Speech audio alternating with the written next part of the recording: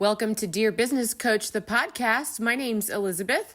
Find one thing to move your business forward today with conversations, spotlights, interviews, articles, and free resources. Listen and follow and subscribe on social media. Dear Business Coach pages and groups. Dear Business Coach podcast. We're on Facebook, LinkedIn, Instagram, YouTube, and don't forget Spotify, Apple, iHeartRadio, Amazon Music, anywhere you listen to podcasts. All it takes sometimes is one little thing to move your business forward today. Well, great. Well, and good morning, good afternoon, John Dwyer. Welcome to the Dear Business Coach podcast. How are you today? Very, very good. And thank you for the invitation to be on your podcast. So, yes, and I actually want to go ahead and say right up front, the website that we'll be referring to that I'll be talking about with you is the instituteofwow.com. And so I want to actually pull a couple of things from there over the course of the interview. So if you hear verbiage, you make sure that I'm saying your marketing message the right way, but I am using your website as a resource here. And it's actually a really exciting website. You have a rich history, and I got to learn a little bit about you, and we talked for the first time around marketing, but I didn't know when I first talked to you some of the stories behind your experiences. And now that I read more in print and what's available digitally in print, if you will, is that your marketing experience is really built on a just what seems like a little bit of a movie roller coaster. You just having these experiences with people and the businesses that they are building. So how did you get into marketing, and would you please introduce yourself?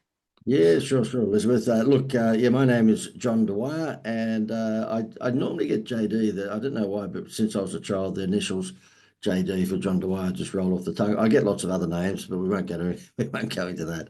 But yeah, look, I guess I kicked it off many thousands of years ago. I was at school. I was probably 15 or 16 years of age, and the school used to hold once a year a fete, in other words, a fair, okay? And what would happen is that they'd always ask the students who were around about that age if they could come up with some ideas of how to make more money at the school fair. And this idiot who you're talking to, Elizabeth, decided that we'd create a haunted house in the multi-car garage in the school. And as it turned out, when the fair came along, the most popular and the biggest fundraiser for that particular fete was the ghost house that we built inside this big, multi-car garage. And all it was that 15 or 16 years of age, we just wanted the girls to come through the horror house and scare them with our torches. That's pretty much what it was. I think we had some face masks on. It was pretty rudimentary, but it beat all of the other things in the fair where people were guessing the age or guessing the weight of someone, or they were throwing their coin onto the plate and trying to win money. And I thought, gee, this is this wow factor that we came up with in terms of a haunted house in the school fete. That's got some merit. And then I think I got the bug then to go into the advertising marketing world, because I realised that at the end of the day, you could make a big difference if you just had a wow. And of course, it leads me to the name of my business these days. It's pretty easy to know what we do. It's called the Institute of Wow. So it's all about creating a wow factor to sell your products or services.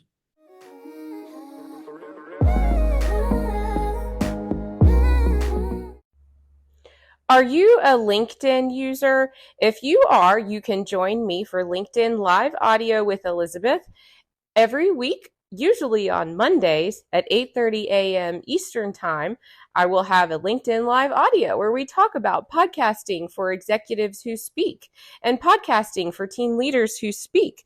These are the themes that are currently running. If that sounds like something you're interested, visit me, Elizabeth Walker at Work, on my LinkedIn profile.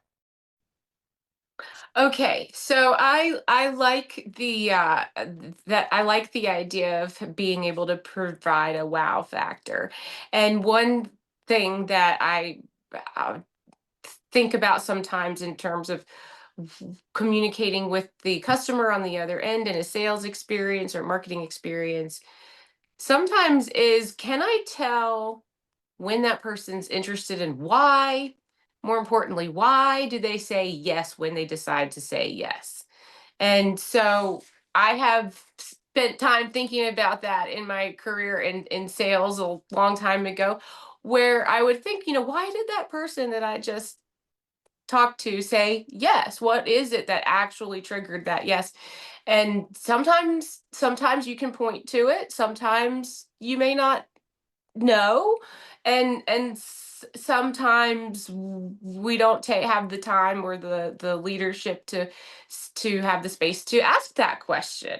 um and so the reason I'm telling you this is to get kind of an idea of what is it that you can identify as a wow factor. So you shared a story from when you were a teenager, and then I heard you say that you realized that you and your team, your buddies presented a wow factor and something worked there.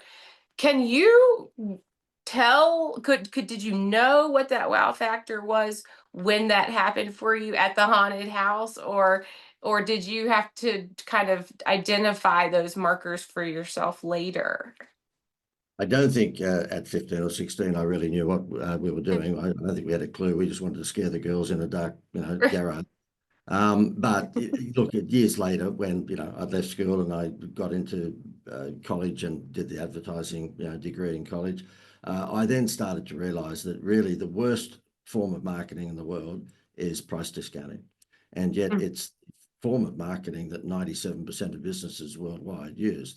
When they want to clear the warehouse, or if they want to create cash flow, the first thing they do is drop their pants, and and therefore, if you're going to go down the price discounting path, then of course you're going to leave yourself open to being beaten in 5 minutes by the guy down the road.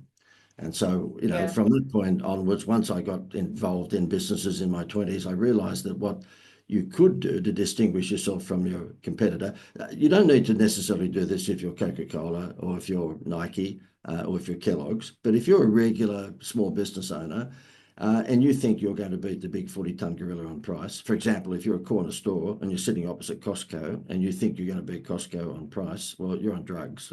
That's not going to Yeah. happen. Right, right. Um, and so you've got to come up with a wow factor. Now, whether that's a Happy Meal toy where you give away a free reward if they buy your product, or whether it's the chance to win, $50,000 that you get from, Lloyd's Insurance, because you don't have to come up with the money these days. You can get all that stuff insured. Or whether it's movie passes or dining vouchers, whatever you come up with, the whole idea of this wow factor marketing is that if you are in an industry whereby it's, you've got the same product pretty much as everyone else, your solar panel looks the same as the guy down the road, then the best way for you to actually attract attention is to create a wow factor that's not easily duplicable by him. Mm-hmm. Mm-hmm. And can I ask for your help as a marketing expert to help me craft that? Can you analyze me from the outside, or how do I find what that wow factor is for me? Yeah, great question, Elizabeth. Look, most people who are running a small to medium-sized business are great technicians. So they're a good lawnmower, or they're a good dentist, or they're a good retailer, or they're a good physiotherapist. But when they went and got their degree at college, whether it was last year or 20 years ago, no one at college ever taught them how to get a customer. We have clients coming on board all the time. We had a dental practice come on board last week. He's doing 5 point something million dollars. So he's not altogether a small business, but he needs more Mm-hmm. patience. He needs more patience with crooked teeth. And he said to me, look, I asked him, when you went through dental school all those years ago, did they ever teach you how to get a customer? He said, no. He said, I'm pretty good at dentistry, but I have no clue how to get a customer. And the reason I bring that up is because whoever's watching or listening this, if they're a small business owner, they're thinking, look, I'm not real flash at marketing. Don't feel so bad about it. Hardly anyone is. It's crazy that to me, it's as simple as if there's two butcher shops opposite each other in the main street of a little town. The butcher who holds a sausage sizzle outside his shop around about 2:30 to 3:30 of an afternoon when mum's picking up the kids from school, that butcher is going to have pester power with all the children saying, Mum, we've got to call off at that butcher shop. He's going to blitz the butcher across the road who price discounts. And so really don't feel too bad about it. But what happens in our instance is that most of these business owners who come along and knock on our door, They just don't have skills in marketing, and yeah, we just do it for them. Well, sometimes I laugh about the marketing textbook that I had in college. I have a business degree, just regular old plain business degree from a 4-year school, the marketing class was fine, but the textbook, to go back and look at it, what is ridiculous. I mean, we were just reading definitions about the difference between .com and .net, kind of. And I'd say that in the to poke fun at it a little bit, but that is what it kind of felt like. And I just I think, wow, okay, because I didn't go into marketing. I ended up having a concentration in finance, and the thing about a business degree is you do get a good taste of all of those different fields. But I certainly didn't feel like I had any handle on what you're actually supposed to do in marketing, unless I wanted to actually, I don't know, maybe pursue a master's degree or something in terms of actually finding out what are the nuts and bolts of creating this marketing experience for somebody. Now, it's interesting that you said a dentist, because and that you said that he admitted to you that he doesn't really know the first thing about acquiring a customer or attracting a customer. And so, um, do I need to know, I guess, the basics? You just answered the question that not everybody knows marketing. So I can come to you and ask for help if I've never done marketing before, or if I don't know marketing. Um, but I mean, can I really start from the beginning? If I'm asking for your help, do I have to have an established some kind of marketing? Should I have tried some kind of marketing before asking for your assistance developing a wow? That normally happens, Elizabeth. Somebody will see my stuff on a podcast or a webinar, or if you're doing a seminar, and I freely give out lots and lots of ideas, as I'm more than happy to do today. In fact, I'll give you one in a minute that I can't guarantee that it will double every business's turnover, because I don't know who's wearing an ankle bracelet, but and yeah, a lot of it depends on the product and service, obviously. But I'll give you a Facebook contest idea in a moment that'll blow people's heads. What generally happens is that they'll see some of the stuff that I'll be rolling out with case studies, and they do what so many people do. They think, I'll grab that idea and go home and do it myself. And they have all the right intentions. And I'm, with my blessing, by the way, I'm more than happy for them to grab these ideas and go home and do it themselves. But generally happens is that they give it to their son-in-law, or they give it to their daughter-in-law, who's just come out of college, and and they screw it up. and then and then they knock on the door. And the one I have to give you, which is it's so simple. We call it the Facebook contest formula. And I'll use the dentist as an example, okay? And all that we tell people to do is that instead of giving away a prize on Facebook, give away your product or service as the prize on Facebook. And that Hmm. means whoever enters your contest to win your product or prize is obviously interested in your product or service, okay? And the dentistry one is a classic one. This particular dentist that we had a little while ago, he said, look, I want to sell Invisalign braces, which are the invisible braces that people use on their teeth. Nobody wants the metal in the mouth anymore. And they're around about $5,000. Doesn't cost him $5,000, but that's what they charge. So we ran a contest on Facebook, and we directed it towards parents. And we just said, look, if your children have, crooked teeth, we didn't quite use that language, but if your children's got crooked teeth, you might like to win this invisible braces that's worth $5,000. He got 904 entries in the first week. He was only spending $20 a day, $20 a day on Facebook. So 7 times $20. In the first week, he spent $140. He got 904 entries into the contest to win braces. The only parents who entered that contest are parents with children with crooked teeth. He's just got the hottest leads that he could ever hope in his lifetime, because he gives one away, but he's got 903 parents that he can follow up and say, look, you didn't win my invisible braces, but we have a special deal on this month that if you get them, you get a free Happy Meal toy, or whatever the reward might be. And they're at a special price. That's the way to attract what we call avalanche leads. Hmm. Well, that is stellar. I'm marking my timestamp here on the episode. Okay, well, thank you for sharing that. That is a really good, that is a really good, I'm thinking about what I could do in that format. Well, so okay, so I have actually a list of brands and names and uh organizations that you've impressively worked with. And how did you get started with some of these giant names, and do you have some favorites? Yeah, look, yeah, pretty much. I've been a consultant for the likes of, and I'm going to show off here, so therefore I'll roll through a few of them: McDonald's and KFC and 7-Eleven and Rupert Murdoch's newspapers, which is known as Fox these days. It was known as News Corporation beforehand. And I would be called in, how I got in contact with them was I, I subscribe to the persistence beats intelligence rule. Okay, Mhm. and Okay. I have to because my wife keeps on telling me I'm not that intelligent, so I've got to be persistent. Um, and so, yeah, look, I'm a persistent bugger. And so if I came up with an idea for one of these big companies, I would contact their ad agency or I would contact them direct and say, look, this is an idea that I've got for your business. Okay. And yeah, it's just a matter of door knocking. And I had my name out there providing these sorts of things for these businesses. Like if you do a couple of promotions for McDonald's, Happy Meals toy style promotions, not the Happy Meal toy, but that sort of thing. It's not long before KFC is knocking on your door or Pizza Hut, and that's the way it works. Everybody wants a good idea, and if they see that the good idea is coming from one source, there's a pretty good chance that you're going to hit someone knocking on your door. And what I found throughout all of these things was that to me, and I guess it's an X factor, to me, it came reasonably easy. I would come up with a wow factor for these businesses. For example, Rupert Murdoch's newspapers. They wanted to sell more newspapers. They could see that the digital world was around the corner. This was back around about the 2000 mark. And so therefore I said to them, look, if you want to do that, then why don't you actually, have a value add when people buy the newspaper? And so therefore we would run scratch bingo contests whereby you would get the scratch bingo card out of the Sunday paper, and then you would have to buy the daily paper every day for the next 3 weeks to get the numbers to scratch out.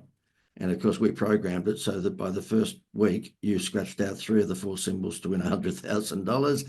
You scratched out three of the four symbols to win $10,000. You scratched out three of the four symbols to win a motor car, and so forth.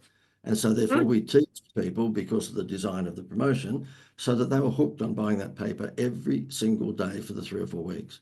Now, what would happen is Rupert Murdoch's circulation for that paper would go up, and then he would charge the advertisers more money, and he'd ask me to do that again and again and again. Okay. And yeah, that's the thing is that most of these businesses that are big businesses have tested what we call direct response marketing, because that's what that is. But most of the small businesses have never ever tested any direct response marketing. They think that brand building is important, and it is, but most small businesses cannot sponsor the Olympics and they can't afford to put their ad on the side of a bus. So what we say to them is that, listen, wake up and use direct response marketing, which you can do tomorrow on Facebook or Instagram. Yeah. Well, it sounds kind of incredible. It sounds kind of too good to be true. I have played with Facebook ads before, and I have to say like the reward, I like to use the term reward schedule as far as me interacting with the ads. It's fast turnaround. I can see right away that people are clicking on things. Am I getting the traffic? It's an easy interface in terms of that as an individual user, or if your team, you all can look at the same data together, and that's helpful.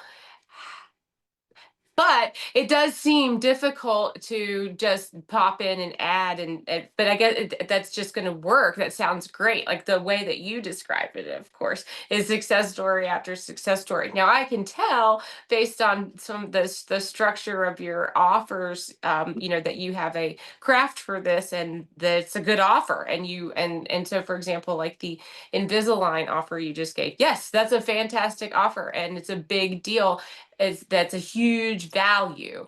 So now something that you just said as far as adding value, what was interesting about what you just said there to me about the newspapers is that, okay, you get a bingo card and you get a scratch off card.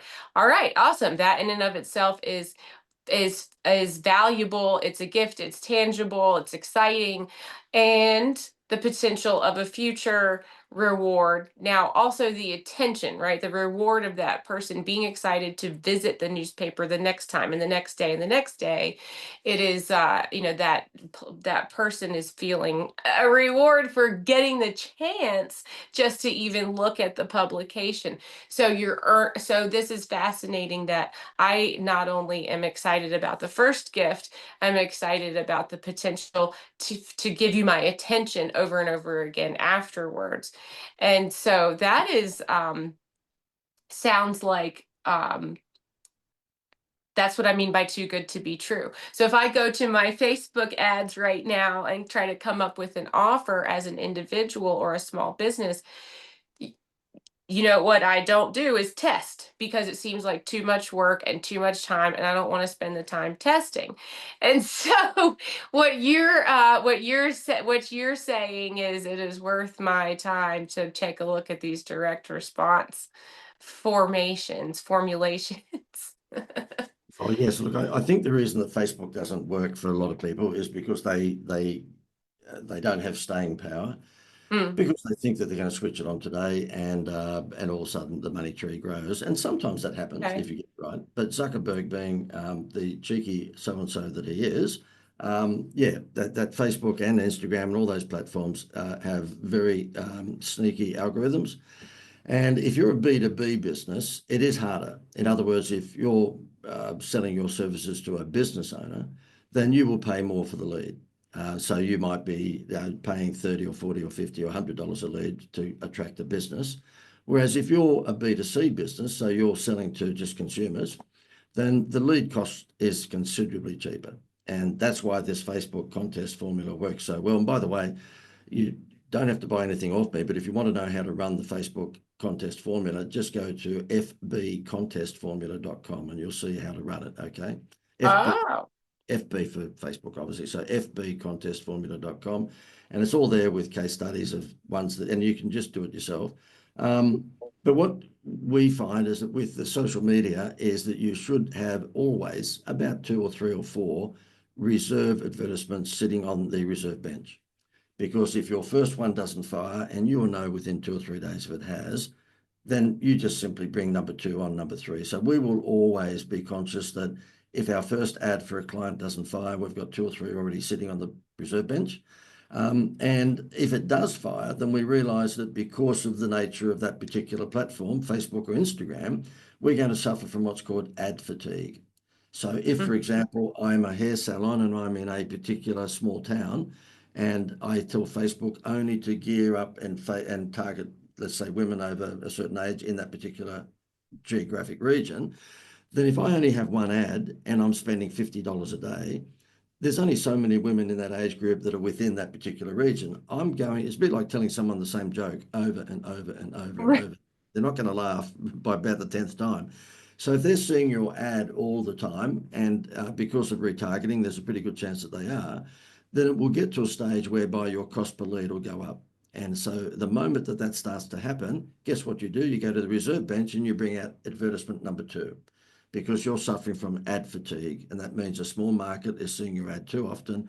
They've just dropped off their interest. And so therefore you can see your cost per lead is going up. That's when you bring in your second ad.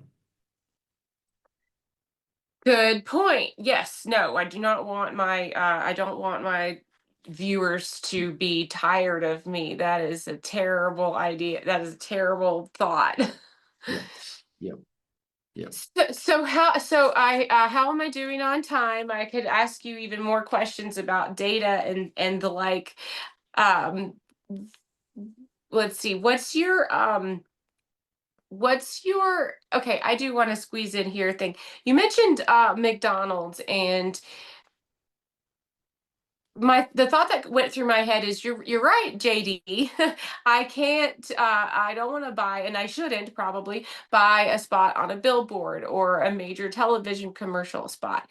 So direct response marketing sounds like a good option for me, a lucrative option, a tested option, and you also said that they also are still interested in that. So we have these big guys, big people that are these big brands that are can buy all the billboards they want and are still coming to you because they want help from you with a direct response. And so what is it that they know that we don't that we don't know about putting this to use? Oh, look, I mean, the big guys have got the budget, and so therefore they can do both brand building and direct response. So McDonald's will be out there sponsoring the Olympics, and they'll have their logo on the back of gridiron players and so forth, and then they still will direct response market, and direct response market are things like their Monopoly contest and the Happy Meal toys and so forth. If you're a small business, then you don't quite have that luxury. So if you go to most advertising agencies, they will tell you that what you need to do is get people to fall in love with your brand so that they will Mhm. taste your product. We flip that on its head. We say, look, we'll show you how to get them to taste your product so they'll fall in love with your brand. And our version is basically if it's a seafood shop in the main street, then we would suggest that they would have hostesses outside at lunchtime and dinner time handing out calamari samples. Because if you tasted that calamari sample, there's a good chance you'll go into the fish shop and buy the very expensive barramundi. Okay. Um, Mhm. and that's really what it is. It's flipping the traditional model of brand building on its head and saying, look, you don't have enough money to build a brand. Do everything you possibly can to enhance your brand.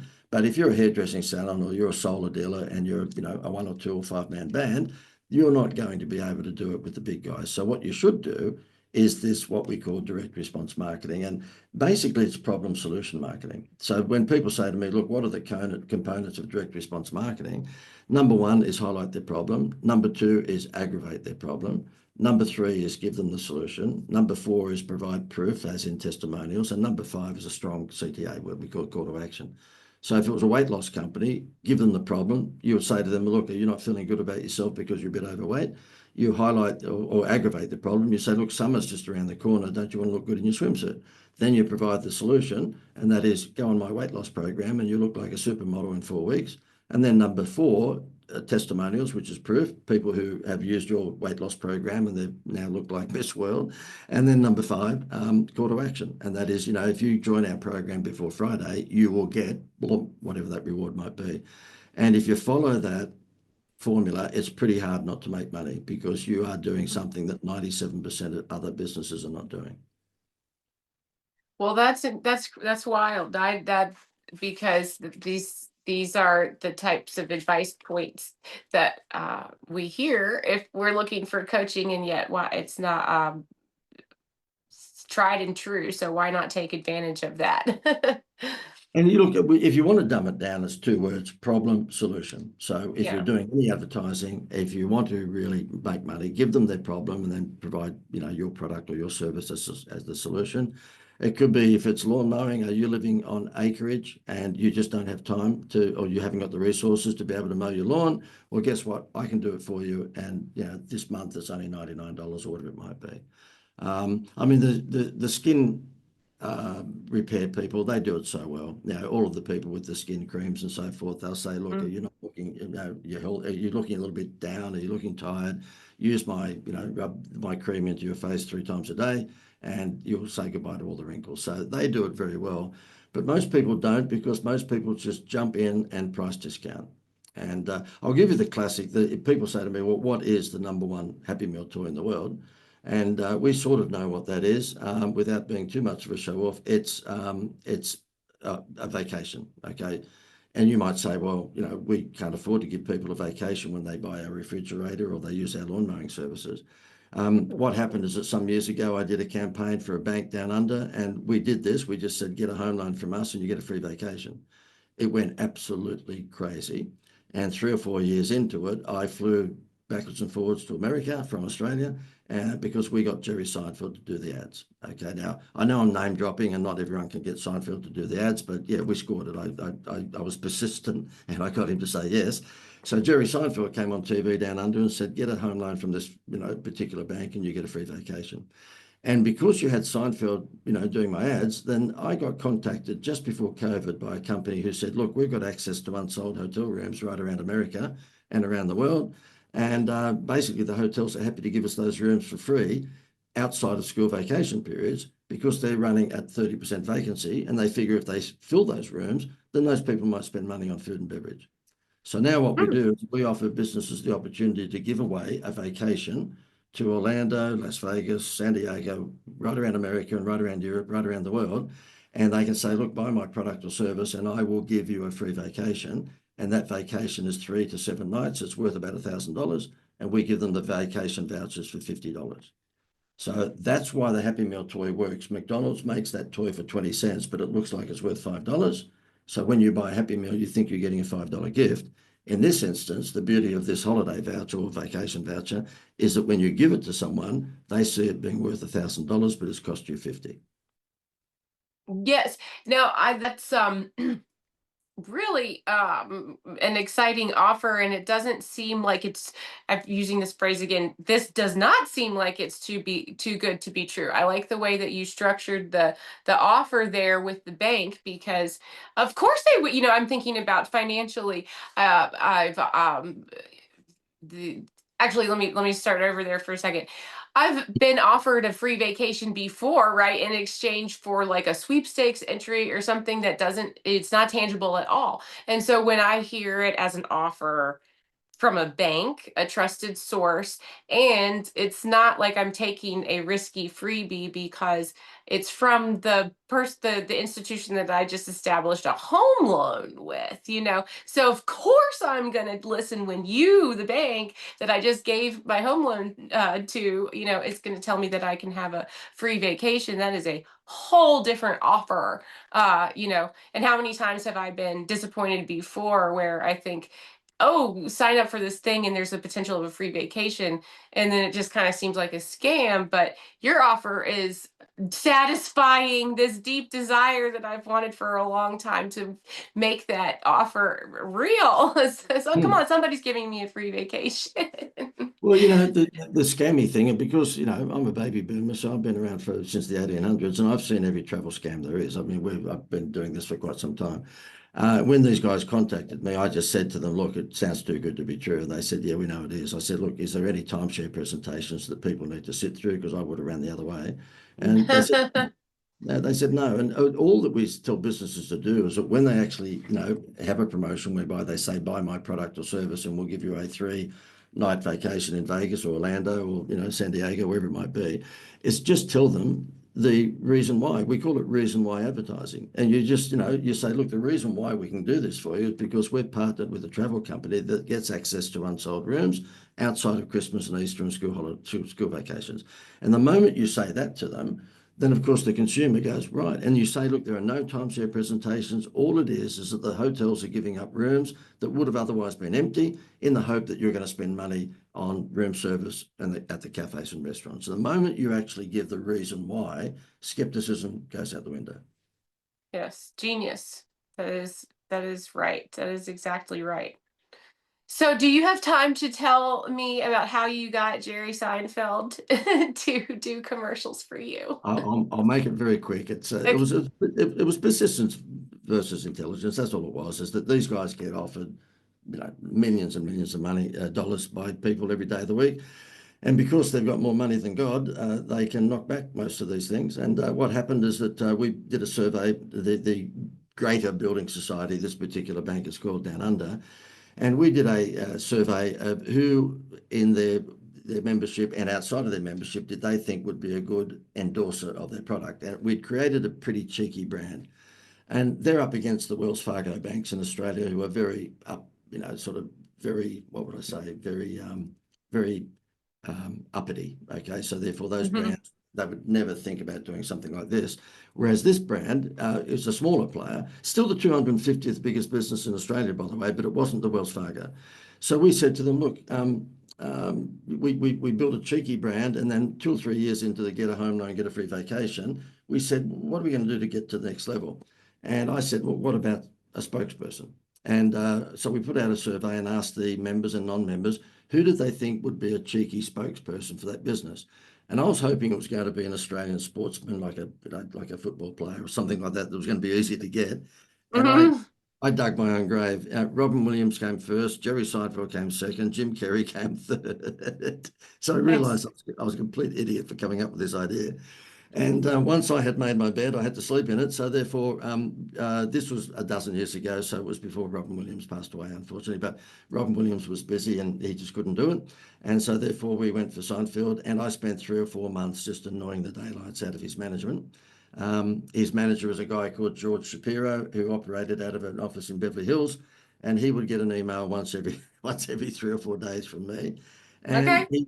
he rang me and he just said, "Listen, what would you like me to put to Jerry?" I said, "Look, I'd just like him to sort of come on TV down under and social media and just be him." And so he said, "But specifically, what do you want him to do?" I said, "I basically want him to take the Mickey out of the big banks because they just treat you like a number, and tell people to come across to the building society where they won't. They'll be treated personally and they'll get a free vacation." And when Jerry said yes to it, I said, "Why did you do this? Because you've got so much money, you could easily say no." And he just said, "Look, I like the Aussie sense of humour. It's a bit cheeky." But he said the other reason was that I thought that if I didn't say yes, you'd never go away. So it Oh, so okay. Now, and the Institute of Wow.com is where I can access you and get your resources too. So there's actually a lot of video, and I can read and watch about your experience with Seinfeld. And thank you for name dropping. By the way, the reason why I didn't ask you earlier is because I wanted to talk. I wanted it to be about you first, Yeah. and so I'm glad that we squeezed that in. But as a Elizabeth, sideline. I've got to tell you, when I in the second year of the 3 years we did the Seinfeld thing, and I'd fly backwards and forwards to New York, and because basically we had to do it around in his backyard. I said to him, he didn't have a website. I said, "Jerry, you don't have a website. Can you imagine the Mhm. amount of caps and t-shirts you could sell?" He said, "Do I look like I need to sell any caps or t-shirts?" Right. Oh, And because of the moment that I scored him, I put him on my website everywhere. Of course, I've just milked the daylights out of it. And he said to me, "Anyway, why would I need a website, JD?" He said, "I've looked at yours. I'm on there more than you." right. Oh my goodness. Well, JD, thank you so much for coming today. And I hope to talk to you again. So I'd like to invite you back at some point and you can tell me when. Yeah, and look, just before I do go, if anyone's interested in that vacations thing, just go to vacationsincentive.com. Okay, so our American website is vacations plural, vacationsincentive.com, and you can see all the details about that vacation giveaway. Nice. Well, we'll provide the link. All right. Well, thanks for coming to the Dear Business Coach podcast. And listeners, subscribe to email if you haven't already to get your exclusive magazine copy. And we'll talk to you next time. All right.